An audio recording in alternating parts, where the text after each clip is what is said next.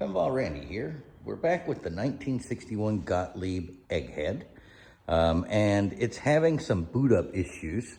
I didn't quite get that sorted out on my last trip. So today we're going to figure out what's going on with it. I've got some daylight left and plenty of time to dig in and see what's going on. So I believe the problem is right here in this relay bank. There are 28 individual relays here. And as you can see, each relay has a series of stacked switches. These pinball machines didn't have computers per se. It was an analog computer, and this is basically a big chunk of it. That and the motor disc down here. The motor disc indexes where you're at in the machine, and these give it its instructions, basically. So depending upon which ones of these are open or closed, the machine does different things. And I suspect that the issue we're having right now is a set of switches that aren't making contact when they're supposed to. So in order to find this, I've got to go through these switches and check them all and make sure of what's happening. So stay tuned and we'll be back. Okay, so when things are difficult to look at, you just got to take that playfield and turn it around. So now the relay bank is over here on this side of the machine because I've got the playfield upside down. But this better lets me show you what was going on. So this switch right here was not making contact on this side, which was allowing this one to hang. And it would just kind of do this for a couple of minutes and then it would vibrate itself off. But on top of that, this switch right here was never breaking connection. And if this switch doesn't break connection, the game doesn't start. So it was keeping the game from starting. So now we're gonna flip her back around and try her out and see where we're standing and then get these flippers rebuilt. So stay tuned and we'll see you guys in just a few minutes. I thought I'd take a moment and show you what I'm doing to rebuild the flippers on this machine. Again, this is a 1961 Gottlieb, so it does things a little bit differently. These are the return springs. These are what return the flipper back to its position. And the way they work is they go around the bushing here and they screw into the playfield. Now, as you can see, is it this one? Yes, this one has been broken and reshaped. I found the broken piece and they had moved it over to here and whatnot. So we're putting on new springs, new bushings, new end of stroke switches. The sleeve gets replaced inside the coil and the coil stop back here also gets replaced. As well as the plunger, the piston that goes through there, which I believe I have right here. So, new piston, the whole thing will be brand new.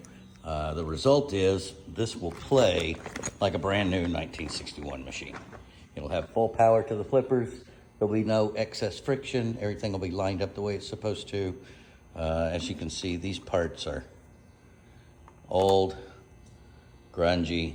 See that dirt in there? That's robbing you of flipper power. That's why when you shop a table out, you should always replace these. So stay tuned. We'll get this wrapped up soon. Thanks for watching. Okay, we have all new components on the flipper bats. And we're gonna get this playfield flipped over and do some testing and try and get it finished up. So stay tuned. Just a little update. Earlier, I put these springs on backwards. So that the rest was actually fully closed, like the coil was locked on. So I had to take it apart and swap the springs around. There's actually two springs, and if you'll notice, they're directional, right? So I had it on the wrong side. Stay tuned. Part of what makes working on EMs quite so trying sometimes, I've been chasing an issue where the pop bumpers weren't lighting the proper bulbs up here. And it was seemingly random in that some pop bumpers worked great on both colors light. Some pop bumpers didn't work on white and some didn't work on red, X's and O's. So what I've been finding is that every single one of these had at least one wire that was broken away, but was still touching the contact. It wasn't touching it enough to work every time, but just from muscle memory, from wire muscle memory, it was sitting on the contact and needing to be reflowed. So I have had to go through every single one of these switches and find the broken wires by doing a wiggle test. And there's another one. See there? Looked like it was attached, but it's not. So I'll get that soldered on and get these issues taken care of. Stay tuned. Okay, we've still got a small issue with the Gottlieb egghead. I have gone through and found so many broken wires that were just kind of barely touching the contacts. I think I've fixed about 78 of them now, which is almost every wire on the machine, it feels like anyway. But I still have one coil that's not lighting up the X's and the O's. So coil number 4, it's a dead bumper, or sorry, the pop bumper. It doesn't light anything. So if we select red, that should light up those lights like this. But the middle one there won't light. It doesn't matter if it's red or white. I am running out of light again. Usually this isn't an issue, but I'm working in a garage with no lighting. So I'm running out of light again, so we're gonna call it stops and I'll be back on Sunday, I believe. That'll give me time to dig through the schematics and bug a couple of other people I know and see if we can figure out what's going on. So stay tuned, and remember, if you'd like your pinball machine working like new again, give me a call at 865-266-0600, or you can find me on social media as Pinball Randy, or online, my website is randyspinball.com. Stay tuned, and we'll see you soon. Thanks a lot. Pinball Randy here, and we're back with the 1961 Gottlieb egghead. As you can see, I've got my test leads hooked up. When last we left it, triggering this pop bumper, which is the number 4 pop bumper, would not trigger the O or the X, the white or the red light, for either of the number 4 positions.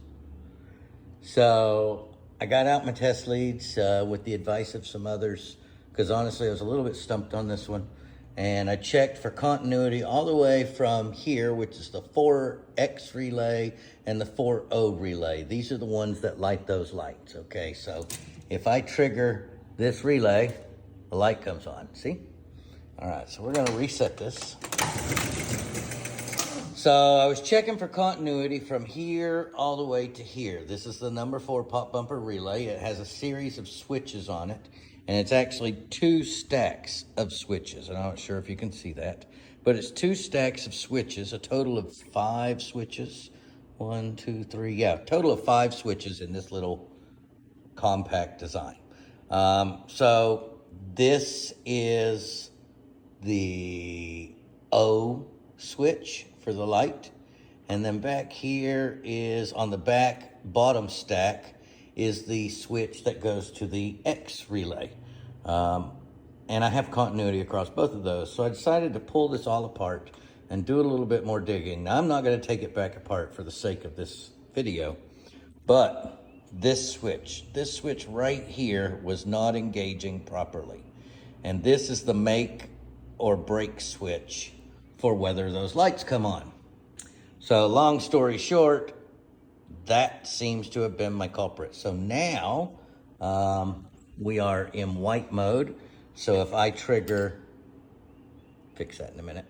If I trigger this switch right here, the light comes on. So let's do it again, make sure that the red works. So we'll trigger this one. Okay, now we're in the red mode, and we trigger this switch, and the red light comes on. And that is what I've been after for the last 2 days. So stay tuned, and we'll get this thing finished up. See you soon. All right, we're all finished up finally with the Gottlieb egghead. All said and done, I've got about 16 hours tied up in this machine. Sometimes it happens. Of course, obviously, I'm not gonna bill the client for 16 hours worth of labor. I usually cap EMs at around 5 or 6 hours of labor. Anything more than that, it just becomes ridiculous to the owner.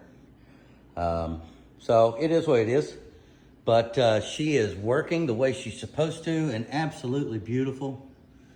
It's all cleaned up. Got a brand new sheet of glass on here.